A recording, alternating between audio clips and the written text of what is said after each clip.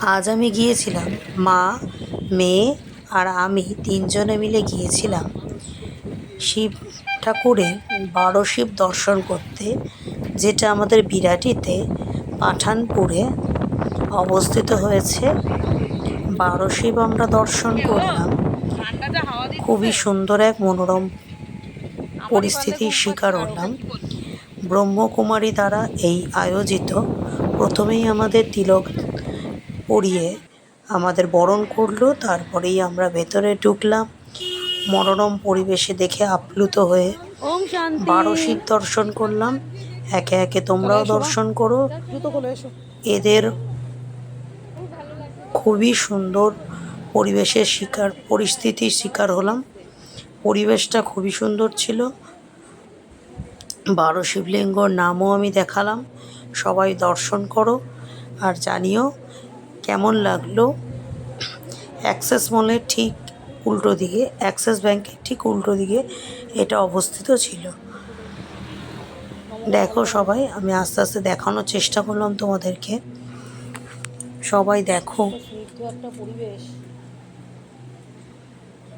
কি সুন্দরভাবে সাজানো হয়েছে। মা আর মেয়েও খুব খুশি ছিল।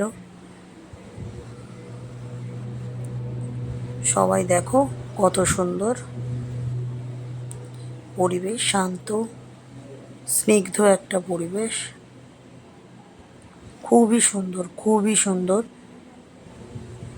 দেখো তোমরা সবাই।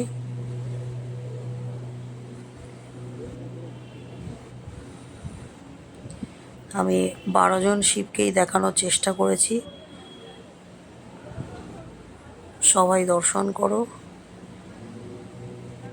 আর অবশ্যই জানিও ভিডিওটা কেমন লাগলো। ভিডিওটা যদি তোমাদের ভালো লাগে তাহলে লাইক, কমেন্ট, শেয়ার করতে ভুলো না। যদি ইউটিউব থেকে দেখো তাহলে অবশ্যই চ্যানেলটাকে সাবস্ক্রাইব করে পাশে থেকো, যাতে নাকি আরও ভিডিও সঙ্গে সঙ্গে আমি আপলোড করার পরেই তোমাদের কাছে নোটিফিকেশান যায়। সবাই দেখো, 12 শিবলিঙ্গ দর্শন করো। অত্যন্ত সুন্দর, অত্যন্ত সুন্দর। একসাথে 12 শিবলিঙ্গ দর্শন করলাম। তারপর গুটি গুটি পায়ে আমরা বাড়ি আসলাম। অসংখ্য ধন্যবাদ ভিডিওটা দেখার জন্য।